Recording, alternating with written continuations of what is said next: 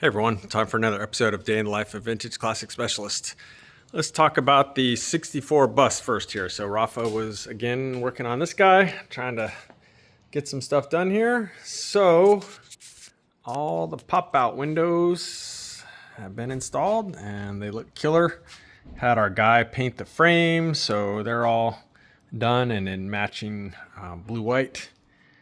And the fixed windows went in. So if you saw the thumbnail for this video, then you saw my joke about the this bus, aka the devil bus, being a bad influence on its neighbor. I think they sit here and whisper back and forth at night or something, because we weren't expecting the Deluxe skylight windows to be an issue on this bus, but lo and behold, not unlike this bus, they were. And so literally 2 of them went in out of the 8. So the other 6, I think we're gonna have to do what we had to do on I don't remember how many it was, like maybe 3 or 4 on this bus, is basically like trim the seals themselves so that they're not as fat as far as like fitting between the glass and the body.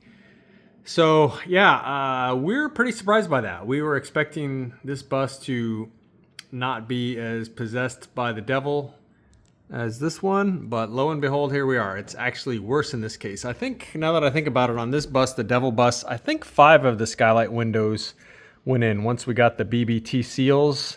And then the other 3 we had to like kind of shave the seals down.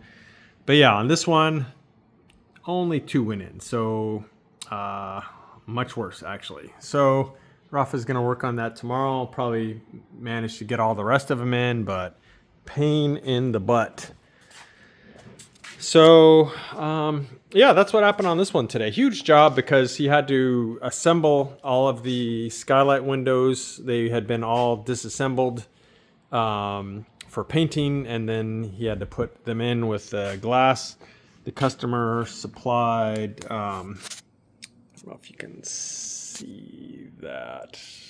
It's probably hard to make out.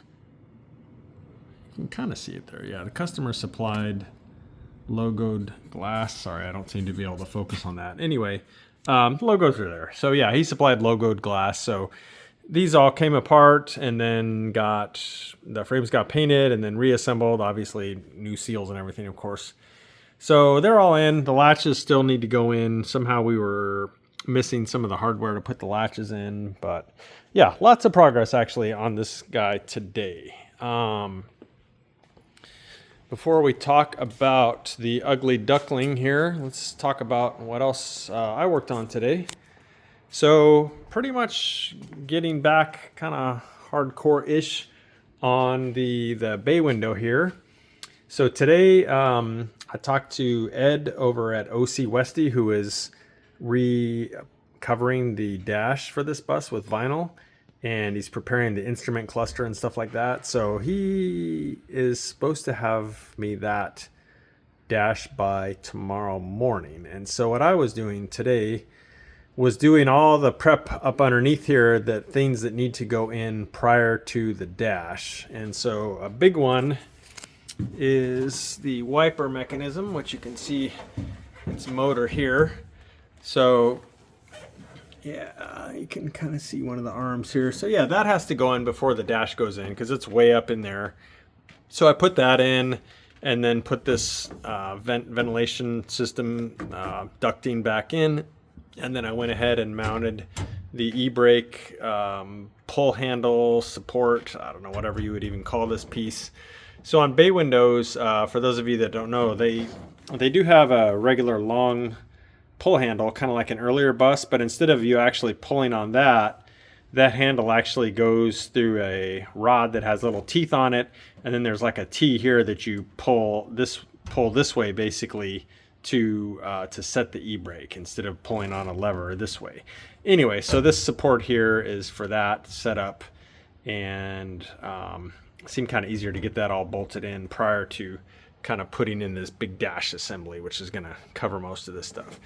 So yeah, I got those things in, and let's see, on the front of the bus,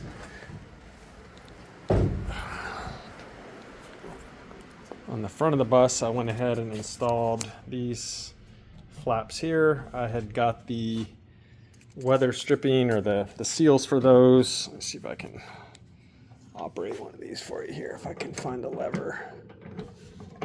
Yeah, so those open like that and let air in.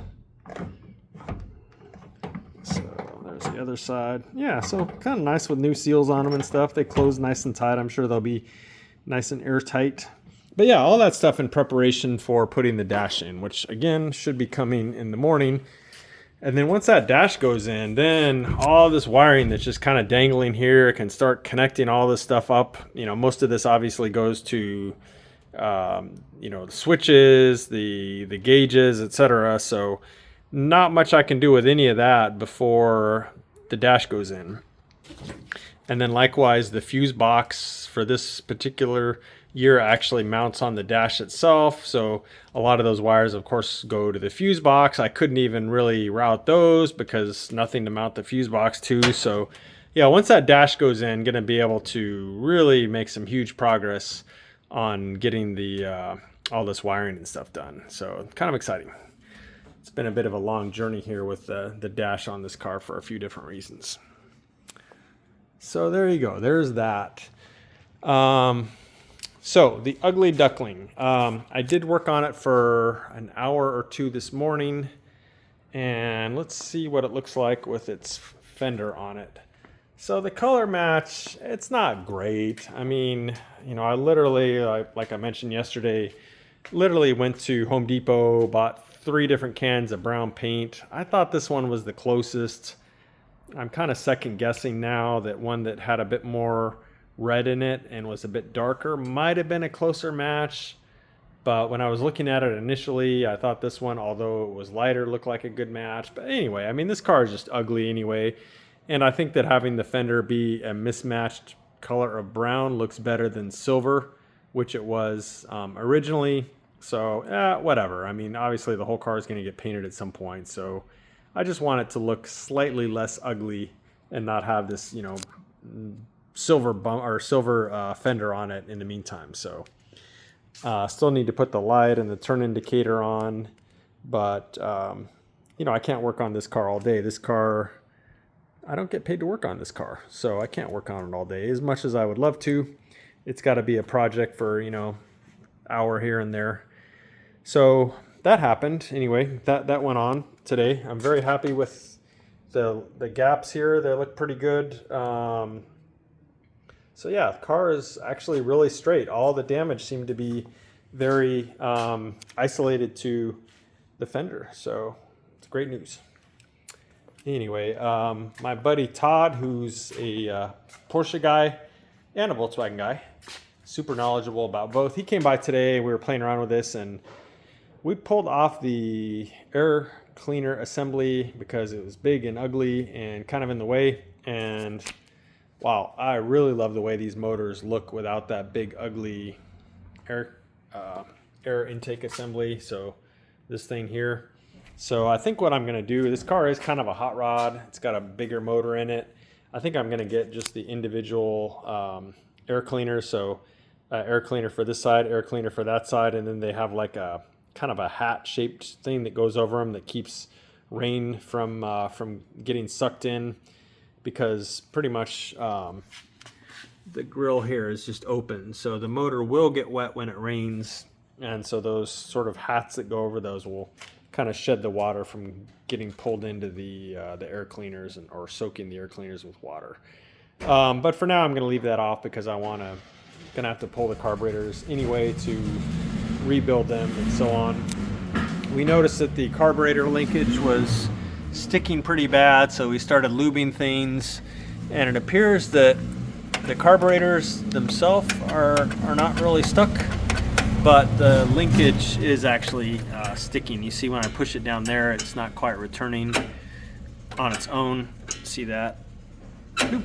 So there's a few points between here and the pedal where it could be sticking. So I just need to get in and lubricate it, find out why that's sticking. And yeah, these carburetors are not surprisingly pretty gross. So I think I'm going to go ahead and pull them off and rebuild them before I think about starting this thing. It's pretty obvious that it was leaking gas all over the place, and I'm sure that every passage in these carburetors is probably full of dried gasoline, and so I think I'm going to pull them and rebuild them before I try and fire this thing off. And then replace all these fuel lines, which are fairly ancient and probably would leak also.